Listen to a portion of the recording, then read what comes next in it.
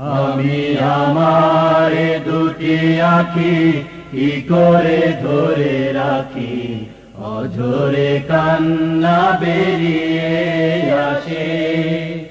আমি আমার দুটি আঁখি কি করে ধরে রাখি, অঝরে কান্না বেরিয়ে আসে।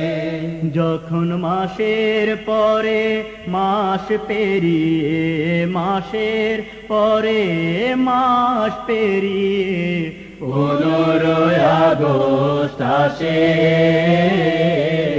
আমি আমার দুটি আঁখি কি করে ধরে রাখি, অঝরে কান্না বেরিয়ে আসে। আমি আমার দুটি আঁখি কি করে ধরে রাখি,